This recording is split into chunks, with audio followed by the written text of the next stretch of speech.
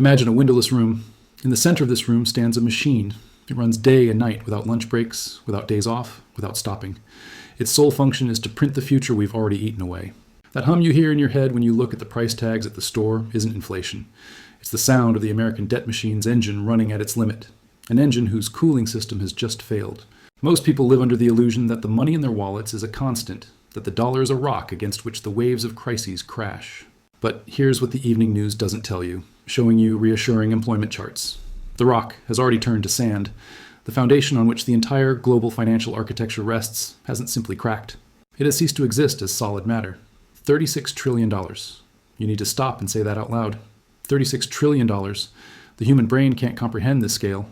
A million is a lot. A billion is an abstraction. A trillion is astronomy, but 36 trillion is a mathematical singularity. If you spent $1 million every day since the birth of Jesus Christ, you still wouldn't have spent even a trillion. Now imagine that mountain of debt isn't just sitting there like dead weight. It's alive, it's breathing, and it's hungry. Every second you blink, the United States debt increases by tens of thousands of dollars. This isn't a metaphor. It's a physical process, recorded in the digital ledgers of the Treasury. But the real horror isn't the amount itself. The horror is the speed. It used to take America almost 200 years to accumulate its first trillion in debt. 200 years of wars, crises, railroad construction, and moonshots. Now we add another trillion in debt every 90 days. Think about that rhythm. 90 days, 3 months, 1 quarter. This isn't economic growth anymore. It's the exponential explosion phase. In biology, only one structure exhibits such a growth curve, a cancerous tumor. And right now, this tumor has entered its terminal stage. The patient, the global economy, is still walking around smiling at summits and concluding trade deals. But inside, the metastases have already devoured vital organs. The system's algorithms are set to hide such videos, so subscribe and like now. It's the only way to ensure the next warning reaches you before disaster strikes. Leave a comment if you're ready to learn what others aren't telling you. Let me paint you a picture of what's going on right now behind closed doors at the Federal Reserve. For the first time in the history of the United States, interest payments on the national debt have exceeded spending on national defense. Read that again. The most powerful military machine in human history, with its aircraft carriers, fifth-generation fighter jets, nuclear submarines, and hundreds of bases around the world, now costs less than Uncle Sam's credit card. This year, America will pay over $1 trillion just for the right to service its old debt. $1 trillion. This money won't go to building roads. It won't go to schools. It won't go to medicine or science. It will simply disappear into a black hole of interest payments, lest creditors default today. We borrowed money from the future to pay for the comforts of the past. And now the future has come to take the debts, but the cash register is empty. The system we're sold as a market economy has actually turned into a gigantic Ponzi scheme. How does any pyramid work? You pay old investors with new investors' money. As long as the influx of new money exceeds the payments, the pyramid remains viable. But the US government debt is a pyramid scheme, where the main investor, the main borrower, and the main money printer are all the same people. They're selling bonds to themselves. They're printing dollars to buy their own debt because the rest of the world, China, Japan, Saudi Arabia, is quietly, without fanfare, starting to retreat to the exits. Have you noticed how the rhetoric has changed? Before, we were told the budget deficit was temporary. Now we're told it's the new normal. But mathematics cannot be fooled by slogans. Mathematics is the most cruel and cynical judge in the universe. And it has rendered its verdict. In 2024, the debt-to-gross domestic product ratio crossed the 120% mark. Historically, for any empire, be it Rome, the Spanish Empire, or the British Empire, crossing the 100% mark always marked the beginning of the end. It's the point of no return. After that point, the economy cannot mathematically grow faster than its debt. It's like running down an escalator going down at 100 kilometers per hour. You can run as hard as you can. You can be an Olympic champion. You can take stimulants. But you'll still go down. That's exactly what's happening to your savings right now. You work more, you invest, you save, but the purchasing power of your money is eroding faster than you can earn it. Look at a chart of Treasury yields. It's not just a curve on a monitor. It's a heart attack's electrocardiogram. The bond market is the largest, deepest, and most liquid market in the world. It's the foundation of everything. The cost of your mortgage, the interest rate on your car loan, the yield on your retirement account, all of it depends on the bond market. And this market begins to convulse. Why? Because investors, the real big institutional sharks, are beginning to wake up to the terrible truth. They understand that America will never, under any circumstances, return the $36 trillion. It's physically impossible. There are only 2 ways to solve this problem. The first is an honest default. Admit the emperor has no clothes and refuse to pay. This would be an instant disaster, halting global trade and causing chaos in the streets. Politicians won't agree to that. The second option is a soft default. Inflation, hyperinflation. Devalue the dollar itself so much that those 36 trillion are worth 36 billion. Burn the savings of the middle class in the fires of inflation to save the bankrupt state. Guess which path they chose. You already see it in stores. You see it at gas stations. You see it on your insurance bills. The process has begun. The clock is ticking. This isn't temporary supply chain difficulties. This is a targeted, mathematically justified destruction of the value of money. And the scariest thing about this is that it's impossible to stop. If the Federal Reserve stops printing money, the system will collapse instantly under its own weight. If they keep printing, they'll drive inflation sky high. Zugzwang. Any move leads to defeat. You think we have time until 2030? You think this is a problem for the next generation? Wake up. Look at the numbers. In 2026, a colossal amount of short-term debt will have to be refinanced. Trillions of dollars will need to be refinanced at new, higher interest rates. This will be the moment of truth. This will be the moment when interest payments will eat up not only the defense budget, but also social programs, education, and healthcare combined. We stand on the threshold of the greatest transfer of wealth in human history, and this transfer will not be from the rich to the poor. It will be from those who hold paper assets and believe in the system to those who own real resources and understand that the system is bankrupt. The spiral has begun to tighten. The first turn has already been completed, and now we are entering a zone of turbulence from which planes do not return. Let's open the hood of this car and look at the engine. What you see will frighten you more than any debt figure, because a figure is static, a mechanism is dynamic, and dynamic is currently working against the very existence of the United States. In economics, there's a concept called a death spiral. It's a situation where trying to solve a problem only makes it worse. The Federal Reserve is currently in just such a spiral. Imagine you're a pilot whose engines fail. If you pull back on the stick to gain altitude, you'll lose speed and go into a tailspin. If you lower the nose to gain speed, you'll crash. The pilot has no good solutions. All they have is a choice of how to crash. What is this trap? It all comes down to the Treasury bond market. Treasuries, the most reliable, the safest, the most liquid asset in the world. So we were told in textbooks. These pieces of paper underpin the balance sheet of every bank, every pension fund, every insurance company on the planet. They are the gold standard of reliability. But there is one nuance that bankers prefer to whisper about only in smoking rooms. When the Federal Reserve raises interest rates to fight inflation, the value of old bonds falls. It's a law of financial physics. If the government issues new bonds yielding 5% today, who needs your old bonds yielding 1%? That's right, no one. Their value plummets. And this is where the real drama begins. Right now, American banks have trillions of dollars worth of these safe bonds sitting on their balance sheets. But rising rates have made these securities worthless. It's called an unrealized loss. It's a nice term, right? It sounds harmless. But translated into layman's terms, it means we're bankrupt. We just haven't sold the assets yet to record it. In 2023, we saw what happens when this truth comes out. A Silicon Valley bank didn't collapse in 48 hours because it invested in bad startups. It collapsed because it held the safest government bonds, which turned into toxic waste. And that was just the first shock. A crack in the dam. The authorities sealed it with tape, printed more money, and said, everything is under control. But the math is relentless. Currently, the U.S. banking system has over $600 billion in unrealized losses on its balance sheets. That's the official figure. The unofficial figure, according to independent analysts, exceeds $2 trillion. The entire banking system is a walking corpse. It exists only until depositors demand their money back. And so the Fed finds itself in that very same trap 22. To save the banks, interest rates must be lowered. If rates fall, the value of old bonds will rise again, the holes in their balance sheets will be closed, and bankers will be able to breathe a sigh of relief. The market is praying for this. Wall Street craves it like a drug addict craves a fix. A Fed pivot, a policy reversal. This is the bull's main hope. But let's see what happens if they actually cut rates. The inflation they've worked so hard to tuck under the rug will resurface with a vengeance. If you cut rates while the economy is still pumped full of money, you don't get 2% inflation. You get 10, 15, 20%. You'll end up with a Turkish scenario in the world's leading economy. The dollar will go into free fall. Gas, food, and housing prices will soar into the stratosphere. That's why they can't lower the rates. But they can't keep them high either, because high rates don't just kill banks, they kill the state itself. Remember the $36 trillion debt? Every percent interest rate adds hundreds of billions of dollars to the cost of servicing that debt. At a 5% interest rate, America pays nearly $2 trillion a year in debt.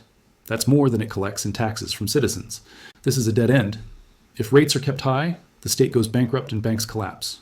If rates are lowered, Hyperinflation and social unrest follow. They're cornered, and they know it. Look at the actions of the world's central banks. What is China doing? What is India doing? What is Turkey doing? They are buying gold at a record historic rate. In 2024, central bank gold purchases broke all records for the past 55 years. Why do they need dead metal that doesn't bring interest? Because they see the same thing we do. They see that the dollar has become toxic. They're preparing for the moment when the music stops.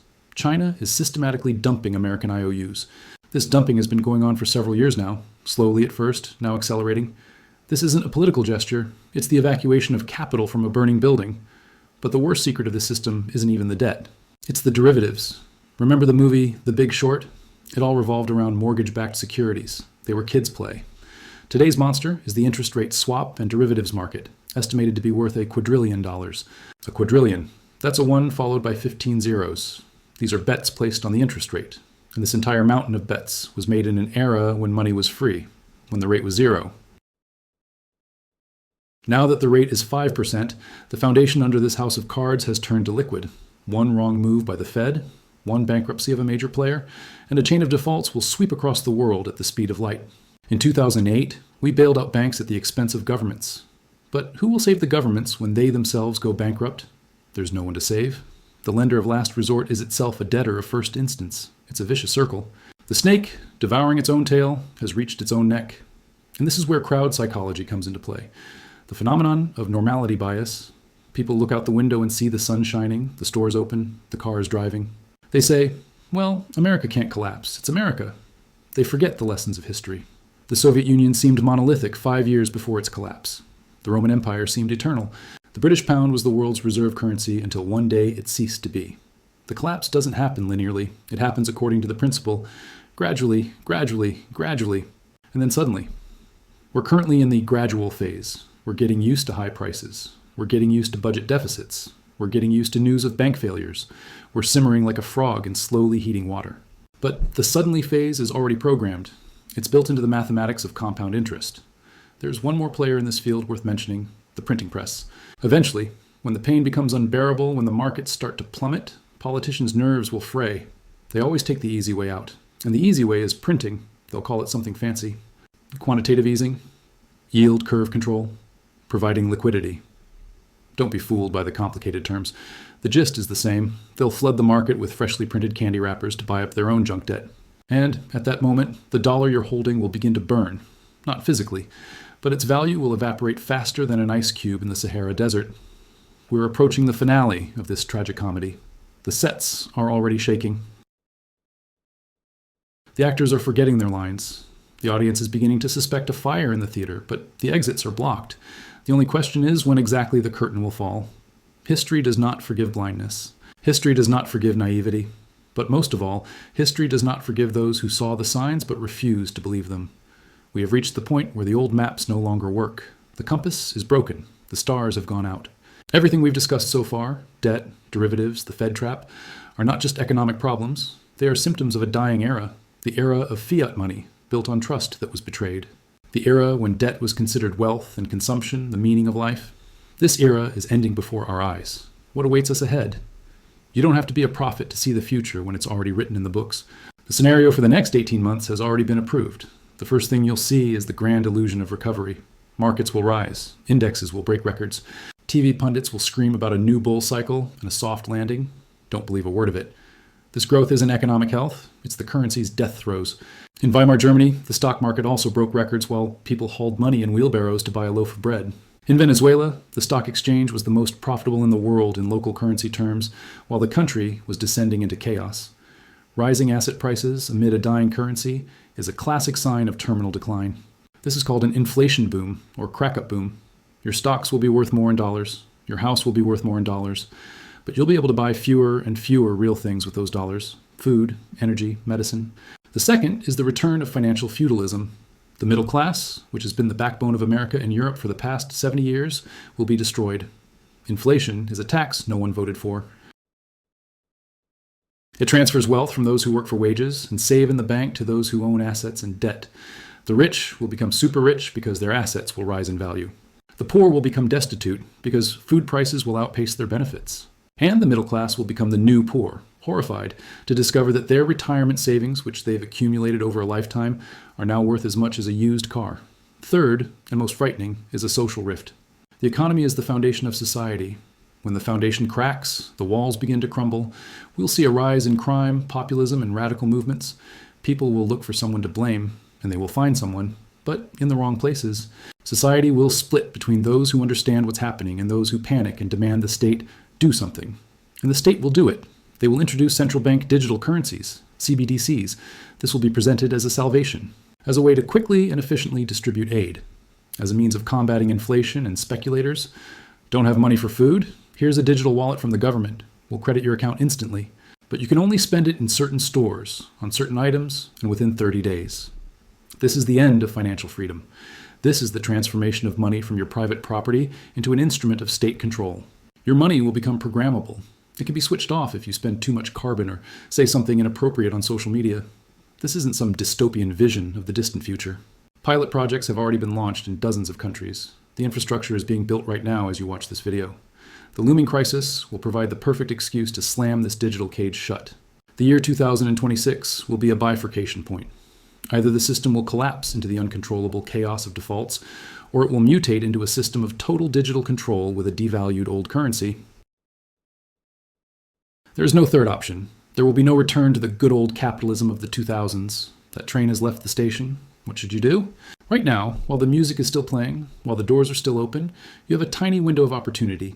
Stop thinking like a consumer. Start thinking like a central bank. Look at your personal balance sheet. Get rid of floating rate debt. It'll drown you. Get rid of the illusion that a bank is a safe place to store your valuables. Look at what the elites are doing, not what they're saying. They're buying up land. They're buying up gold. They're buying up raw materials. They're buying up businesses that produce the real things people need to survive. Food, energy, water, weapons, technology. In the world of paper illusions, the king is the one who has real resources. Gold and silver aren't investments for profit. They're fire insurance. When your house burns down, you don't care what the insurance company's stock price is. You just care about having a policy. Precious metals are the only money that has no counterparty risk. They're money that isn't someone else's debt. Bitcoin and cryptocurrencies are a lifeboat in a digital ocean. It's a bet that mathematical code is more reliable than a politician's word. Yes, it's volatile. Yes, it's risky. But remaining entirely in the fiat system isn't risky. It's guaranteed capital suicide. Develop your skills. In times of crisis, your brain and hands are assets that cannot be inflated or confiscated. Learn to create, repair, heal, and protect. Become independent of a life support system that is about to be shut down. Build communities. Loneliness doesn't survive the storm. Your connections, your family, your like-minded friends, these are your social capital. When the power goes out and the ATMs stop working, those who can rely on each other will survive. We are entering the most dangerous decade of our lives. The world is changing faster than we can comprehend. The old rules have been abandoned. New ones have not yet been written. Most people will emerge from this crisis broken and destitute, looking for salvation from the very people who created this problem. But you know the truth now. You have the knowledge. You have the time. You have the chance to prepare. Don't waste it on fear. Spend it on action. The clock is ticking. Tick, tock, tick, tock. Every day of delay is a tax on your future. Every dollar left in the system is a bet against mathematics. The choice is yours. Be a victim of circumstances or the architect of your destiny in a new world rising from the ashes of the old. The door closes. Hurry to enter.